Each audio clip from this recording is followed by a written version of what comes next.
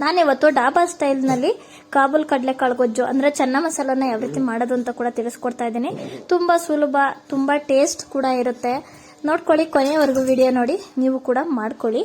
ಮಾಡೋದು ಯಾವ ರೀತಿ ಅಂತ ನೋಡೋಣ ಬನ್ನಿ. ನಾನು ಕಾಬೂಲ್ ಕಡಲೆಕಾಳನ್ನ ಒಂದು ಬೌಲಷ್ಟು ತೊಗೊಂಡಿದ್ದೀನಿ. ಒಂದು 300 ಗ್ರಾಮ್ ಅಷ್ಟು ತೊಗೊಂಡಿದ್ದೀನಿ. 300-350 ಗ್ರಾಮ್ ಇದೆ. ಇದಕ್ಕೆ ಇವಾಗ ನೀರು ಹಾಕ್ಕೊತಾ ಇದ್ದೀನಿ. ಚೆನ್ನಾಗಿ ತೊಳ್ಕೊಂಡು ನೆನೆಯಕ್ಕೆ ಬಿಡಬೇಕು. ನೈಟ್ ಫುಲ್ ನೆನೆದಿರಬೇಕು. ಅದು ಬೆಳಗ್ಗೆಗೆ ನಾನಿವಾಗ ಮಾಡ್ತಾಯಿದ್ದೀನಿ ನೋಡಿ. ಈಗ ಅಷ್ಟು ಕಾಳನ್ನು ತೊಳೆದು ಬಿಟ್ಟು ಇದನ್ನು ಸೇರಿಸ್ಕೊಳ್ತಾ ಇದ್ದೀನಿ. ನೀರು ಎಷ್ಟು ಬೇಕು ನೋಡ್ಕೊಂಡು ಹಾಕ್ಕೊಳ್ಬೇಕು. ಇದೇನು ಗ್ರೇವಿಗೆ ನೀರೇನು ಜಾಸ್ತಿ ಬೇಕಾಗಿಲ್ಲ. ನೀರು ಕಾಳು ಬೇಯೋವಷ್ಟು ಮಾತ್ರ ನೀರನ್ನು ಹಾಕ್ಕೊಬೇಕು. ರಾತ್ರಿ ಫುಲ್ ನೆನೆಯಕ್ಕೆ ಬಿಡಬೇಕು. ಒಟ್ಟಿನಲ್ಲಿ ಕಾಬೂಲ್ ಕಡಲೆಕಾಳು ಮಾತ್ರ ರಾತ್ರಿ ಫುಲ್ಲು ನೆಂದಿರಬೇಕು ನೋಡಿ. ಇವಾಗ ಇದಕ್ಕೆ ಒಂದು ಸ್ಪೂನ್ ಅಷ್ಟು ಎಣ್ಣೆನ ಹಾಕ್ಕೊಳ್ತಾ ಇದ್ದೀನಿ ನಾನು. ಸಾಫ್ಟಾಗಿ ಬೇಯುತ್ತೆ, ಅದಕ್ಕೋಸ್ಕರ. ಈಗ ಹಾಕ್ಕೊಂಡು ಒಂದು ಸ್ವಲ್ಪ ಅರಿಶಿನ ಪುಡಿ, ಅರ್ಧ ಸ್ಪೂನ್ ಅಷ್ಟು ಅರಿಶಿನ ಪುಡಿ ಹಾಕ್ಕೊಂಡು ಉಪ್ಪು ಹಾಕ್ಕೊಂಡು ಬೇಯೋದಕ್ಕಿಡಬೇಕು ಕಡಲೆಕಾಳನ್ನ, ಕಾಬೂಲ್ ಕಡಲೆಕಾಳನ್ನ. ಉಪ್ಪು ನೋಡಿಕೊಂಡು ರುಚಿಗೆ ಎಷ್ಟು ಬೇಕಷ್ಟು ನೋಡ್ಕೊಂಡು ಹಾಕ್ಕೊಳ್ಳಿ. ಉಪ್ಪು ಜಾಸ್ತಿ ಹಾಕ್ಕೊಳಕ್ಕೆ ಹೋಗ್ಬಾರ್ದು. ಮೀಡಿಯಮ್ ಆಗಿ ಹಾಕ್ಕೊಳ್ತಾ ಇದ್ದೀನಿ. ನಾನು ಆ ಕಾಳಿಗೆ ಎಷ್ಟು ಬೇಕಷ್ಟು ನೋಡ್ಕೊಂಡು ಹಾಕ್ಕೊಳ್ತಾ ಇದ್ದೀನಿ. ಮತ್ತೆ ನೀವು ಒಗ್ಗರಣೆಗೂ ಕೂಡ ಉಪ್ಪು ನೋಡ್ಕೊಂಡು ಹಾಕ್ತಿರಲ್ಲ, ಅವಾಗೂ ಕೂಡ ನೋಡ್ಕೊಂಡು ಹಾಕ್ಕೊಳ್ಬೇಕಾಗತ್ತೆ. ನೋಡ್ತಾ ಇದ್ರಲ್ಲ, ಮಾಡೋದಂತೂ ತುಂಬ ಸುಲಭ, ಟೇಸ್ಟ್ ಅಂತೂ ಸಖತ್ತಾಗಿರುತ್ತೆ. ನೀವೇ ಅಂದ್ಕೊಳ್ತೀರಾ ಇಷ್ಟು ಚೆನ್ನಾಗಿರುತ್ತೆ ಅಂತ. ಇಷ್ಟು ಚೆನ್ನಾಗಿದೆಯಾ ಅಂತ ನೀವೇ ಅಂದ್ಕೊಳ್ತೀರಾ, ಅಷ್ಟು ಟೇಸ್ಟ್ ಇರುತ್ತೆ. ಈಗ ನಾವು ಎಲ್ಲ ಹಾಕಿದ್ಮೇಲೆ ಒಂದ್ಸಲ ತಿರುಗಿಸ್ಕೊಂಡು ಮಿಕ್ಸ್ ಮಾಡ್ಕೊಂಡ್ಬಿಡ್ತೀನಿ. ಈಗ ಒಂದು 3-4 ವಿಷಲ್ ಕೂಗಿಸ್ಕೊಳ್ತೀನಿ. ಕಾಳು ಚೆನ್ನಾಗಿ ಬೆಂದಷ್ಟು ಚೆನ್ನಾಗಿರುತ್ತೆ. ಅಷ್ಟರಲ್ಲಿ ನಾನು ಮಸಾಲಾನ ರೆಡಿ ಮಾಡ್ಕೊಳ್ತೀನಿ ನೋಡಿ. ಒಂದು 4 ಟೊಮೊಟೊ, ಅಂದರೆ ಚಿಕ್ಕದಾದರೆ 4, ದೊಡ್ಡದಾದರೆ ಒಂದು 3 ಆದರೆ ಸಾಕಾಗುತ್ತೆ. ಸಿಹಿ ಟೊಮೊಟೊ ತೊಗೊಂಡಿದ್ದೀನಿ. ಈರುಳ್ಳಿ ಒಂದು 3 ಈರುಳ್ಳಿ, ಒಂದು 2 ಸ್ಪೂನ್ ಅಷ್ಟು ತೆಂಗಿನಕಾಯಿ ತುರಿನ ಹಾಕ್ಕೊಂಡು ಗ್ರೈಂಡ್ ಮಾಡ್ಕೊತೀನಿ. ಸಪ್ರೇಟು ಟೊಮೊಟೊನು ಗ್ರೈಂಡ್ ಮಾಡ್ಕೋಬೇಕು, ಸಪ್ರೇಟು ಈ ಕಾಯಿ ಮತ್ತು ಈರುಳ್ಳಿನೂ ಕೂಡ ಸಪ್ರೇಟು ಗ್ರೈಂಡ್ ಮಾಡ್ಕೊಂಡು ಇಟ್ಕೋಬೇಕು. ರುಬ್ಬಿ ಇಟ್ಕೊಳ್ತಾ ಇದ್ದೀನಿ. ಈಗ ನಾನು ಅದಕ್ಕೆ ಇನ್ನೊಂದು ಸಿಂಪಲ್ ಮಸಾಲ ಇಷ್ಟೇ. ಇದಕ್ಕೆ ಬೆಳ್ಳುಳ್ಳಿ ಅಂತೂ ಶುಂಠಿ ಅಂತೂ ಬೇಕಾಗೇ ಇಲ್ಲ. ಇವಾಗ ನಾನು ಗಸಗಸೆ ಮತ್ತು ಗೋಡಂಬಿನ ನೆನೆಯಕ್ಕೆ ಇಟ್ಕೊಂಡಿದ್ದೀನಿ. ಫಸ್ಟೇ ನೆನೆಯಕ್ಕೆ ಇಟ್ಕೊಂಡ್ಬಿಡ್ಬೇಕು ನೀವು. ಬೆಳಗ್ಗೆನೆ ಬೇಗನೆ ನೆನೆಯಕ್ಕೆ ಇಟ್ಕೊಂಡ್ಬಿಡ್ಬೇಕು. ಅವು ನೆನಿಬೇಕು, ಅದು ರುಬ್ಕೊಂಡು. ಇದನ್ನು ಕೂಡ ಸಪ್ರೇಟ್ ಪೇಸ್ಟ್ ಮಾಡ್ಕೊಳ್ತೀನಿ. ಇದು 3 ಕೂಡ ಸಪ್ರೇಟು ಪೇಸ್ಟ್ ಇರಬೇಕು, ಸಪ್ರೇಟು. ಅದಕ್ಕೆ ಇವಾಗ ಮಸಾಲೆಗಳನ್ನೆಲ್ಲ ಏನು ಮಾಡಬೇಕು, ಹಾಕ್ಕೊಳ್ತಾ ಇದ್ದೀನಿ. 1.5 ಸ್ಪೂನಷ್ಟು ಧನಿಯಾ ಪುಡಿ ಹಾಕ್ಕೊಳ್ತಾ ಇದ್ದೀನಿ. ಸ್ವಲ್ಪ ಅಂದರೆ ಇದು ಅಚ್ಕಾರದ ಪುಡಿ ಅಂತಂದರೆ ನಾನು ಇದು ಬ್ಯಾಡ್ಗಿದು ಅಚ್ಕಾರದ ಪುಡಿ, ಇದು ಬ್ಯಾಡ್ಗಿ ಮೆಣಸಿನ್ಕಾಯಿ ಪುಡಿ ಬರುತ್ತಲ್ಲ, ಅದನ್ನ ಹಾಕ್ಕೊಂಡಿದ್ದೀನಿ.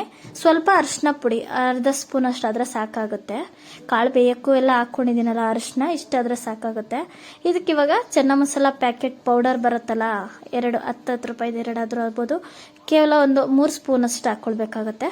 ನೀವು ಮಾಡೋದು ಗ್ರೇವಿಗೆ ಎಷ್ಟು ಬೇಕು, ನಾನು ಗ್ರೇವಿ ಜಾಸ್ತಿನೇ ಮಾಡ್ತಾಯಿದ್ದೀನಿ, ಹಾಗಾಗಿ ನಾನು ಜಾಸ್ತಿ ಹಾಕ್ಕೊಂಡಿದ್ದೀನಿ, ಒಂದು 3 ಸ್ಪೂನ್ ಅಷ್ಟು.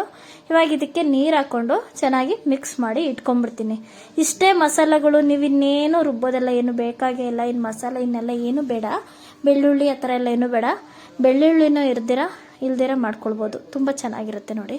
ಟೇಸ್ಟ್ ಅಂತೂ ಸಖತ್ತಾಗಿರುತ್ತೆ.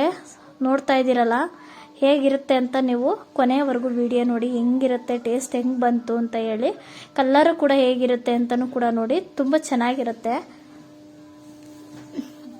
ನೋಡಿ. ಹೀಗೆ ನಾವು ನೀರು ಹಾಕ್ಕೊಂಡು ಮಿಕ್ಸ್ ಮಾಡಿ ಇಟ್ಕೊಂಡ್ಬಿಡ್ಬೇಕು.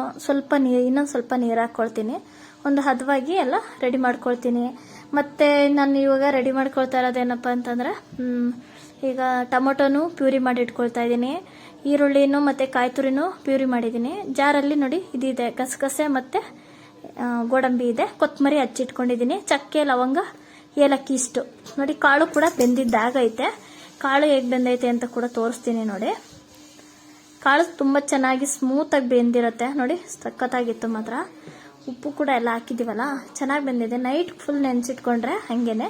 ನಾನಿವಾಗ ಒಂದು ಬಾಣಲಿ ತೊಗೊಂಡು ಒಂದು 3-4 ಸ್ಪೂನಷ್ಟು ಎಣ್ಣೆನ ಹಾಕ್ಕೊಂಡು ಒಗ್ಗರಣೆಗೆ, ಅದಕ್ಕೆ ಇವಾಗ ನಾನು ಚಕ್ಕೆ ಲವಂಗ ಎಲ್ಲ ಇಟ್ಟಿದ್ನಲ್ಲ, ಏಲಕ್ಕಿ ಇಷ್ಟನ್ನು ಕೂಡ ಎಣ್ಣೆ ಕಾದ್ಮೇಲೆ ಹಾಕ್ಕೊಂಡ್ಬಿಡ್ತೀನಿ. ಒಂದು 4-5 ಏಲಕ್ಕಿ, ಒಂದೆರಡು ಪೀಸ್ ಚಕ್ಕೆ, ಒಂದು 3ರಿಂದ 4 5 ಲವಂಗ ಹಾಕ್ಕೊಂಡು ಅದಕ್ಕೆ ಇವಾಗ ನಾನು ಇದು ರೆಡಿ ಮಾಡಿ ಇಟ್ಕೊಂಡಿದ್ನಲ್ಲ ಮಸಾಲಾನ ಉರಿನ ಕಡಿಮೆ ಇಟ್ಕೊಂಡು ಹಾಕ್ಕೊಂಬಿಡಿ, ಸೀದೋಗ್ಬಿಡುತ್ತೆ ಇಲ್ಲಾಂದ್ರೆ ಈ ಮಸಾಲೆ ಎಲ್ಲ.